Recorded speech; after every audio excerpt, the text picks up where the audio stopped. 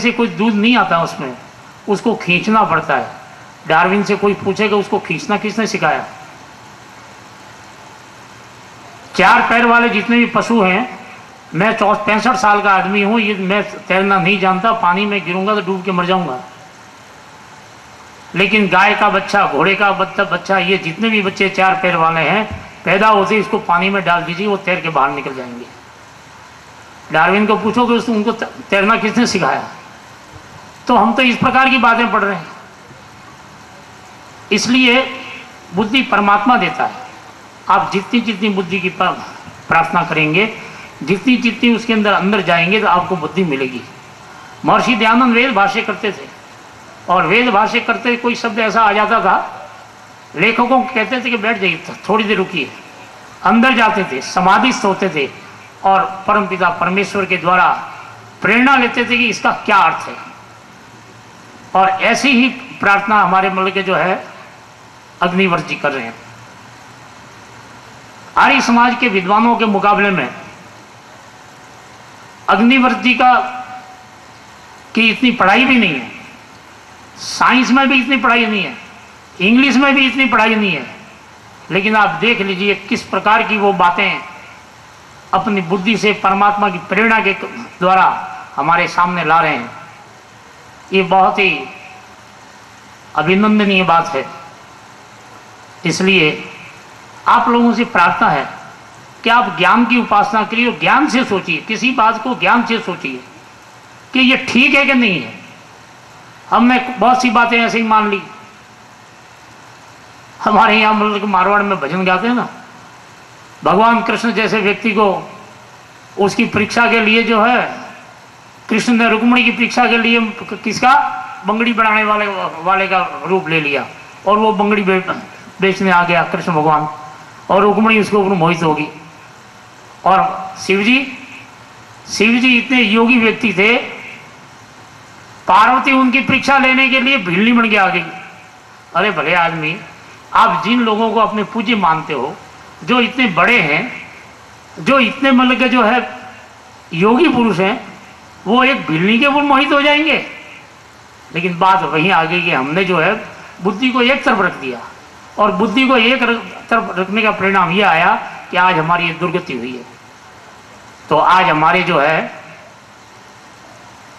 स्वामी जी ने जो कल्प हाथ में लिया है, उसको हम सभी प्रकार से सहयोग करें, और स्वामी जी की हर बात के लिए हम हर हमेशा तैयार रहें। मेरी यही प्रार्थना है। धन्यवाद। बहुत बहुत धन्यवाद माननीय नागर साहब। देश पर सांस्कृतिक हमलों को कैसे रोका जाए, पुराण आदि के माध्यम से जो भ्रम पैदा हुए हैं, उन्हें सभी लोग मिलकर दूर करें विद्वानों के मार्गदर्शन से। हम आपके आभारी हैं।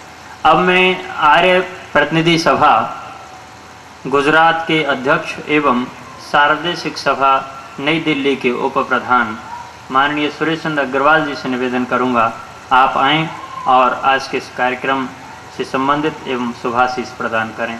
माननीय सुरेश चंद्र। मंचस्थ विद्वज्जन और इस सभागार में बैठे हुए सभी सम्मानीय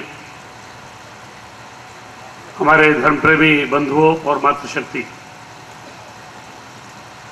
अभी हमें मंच पर बैठे हुए बहुत से विद्वानों को सुनना है, उनकी बातों को समझना है।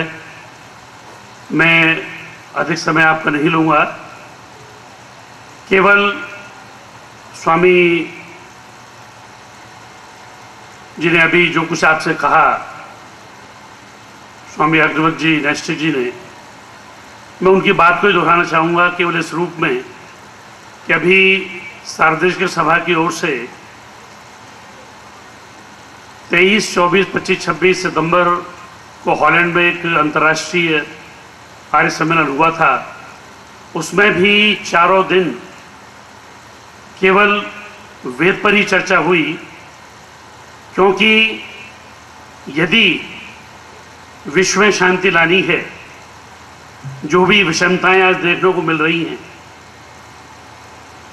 घर में अशांति, समाज में शांति, राष्ट्र में असुरक्षा, पूरे विश्व में शांति।